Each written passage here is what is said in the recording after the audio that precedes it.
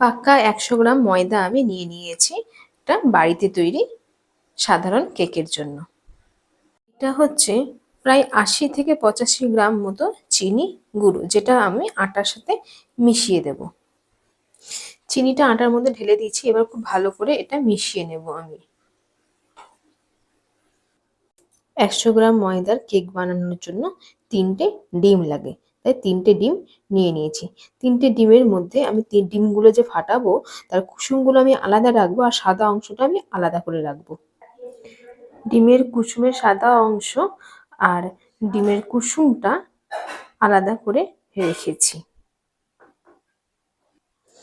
আমি কেকটা ভ্যানিলা এসেন্সের বানাবো, তো আমি এইটা হচ্ছে ভ্যানিলা নিয়ে এসেছি, যেটা ছোট্ট ভ্যানিলা এসেন্স। আমাদের এখানকার বাজারে পাওয়া যায় মাত্র 20 টাকা 25 টাকার মধ্যে, এটা পাওয়া যায়, যে কোনো কেউ নিজেদের মতো কেকের দোকানে পেয়ে যাবে। তো আমি সামান্য কয়েক ফোঁটা দিয়ে দেব।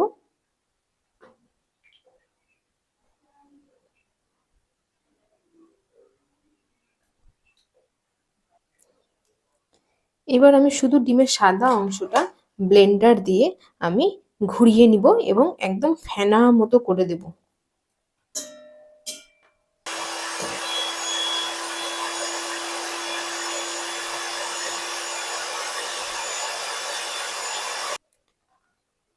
ডিমটা কনসিস্টেন্সিটা ঠিক এইরকম থাকবে, যে এইভাবে উঠে থাকবে, তবে কি কেকটা ঠিক মতো ফুলবে। আমি এটাতে 100 গ্রাম সাদা তেল নিয়ে নিয়েছি, যেটা আমি এই ডিমের সাথে মিশিয়ে দেব। এইভাবে আমি তেল, ডিম আর এসেন্সটা এর মধ্যে মেশানো রয়েছে, যেটা আমি এই ময়দাতে দিয়ে দেব, ময়দা এবং চিনির গুঁড়োটা। এইভাবে আমি তেলটা আর ময়দা চিনিটা একসাথে মিশিয়ে নিচ্ছি। এটা খুব ভালো করে মিশিয়ে নিতে হবে। এবার খুব ভালো করে ময়দা, চিনি, এসেন্স আর তেলটা খুব ভালো করে মেশানো হয়ে গেছে। এবার আমি ডিম ফেটিয়ে রাখা যেটা রয়েছে সেটা আমি অল্প অল্প করে এটার সাথে মিশিয়ে নেব। এই ডিম ফেটানোটা আমি অল্প অল্প করে এইটার সাথে মিশিয়ে নেব।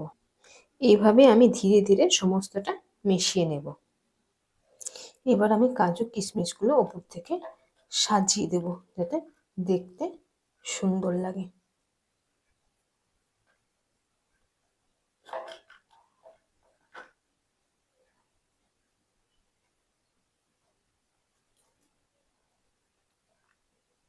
যেহেতু আমি প্রেসার কুকারে করব কেকটা, সেহেতু আমি ওভেনটা ধরিয়ে প্রেসার কুকারটা বসিয়ে নিয়েছি এবং নিচে নুন দিয়েছি, এবং পাত্রটা আমি যেটার উপর বসাবো তার একটা স্ট্যান্ড দিয়েছি, এর উপর আমি পাত্রটা বসিয়ে দেব।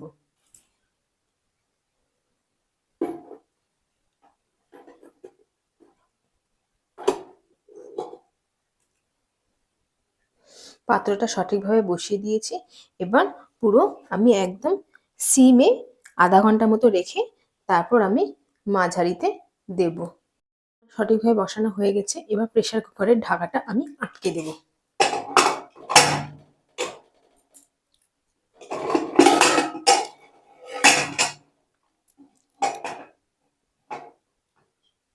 প্রেসার কুকারের ঢাকাটা আমি আটকে দিয়েছি।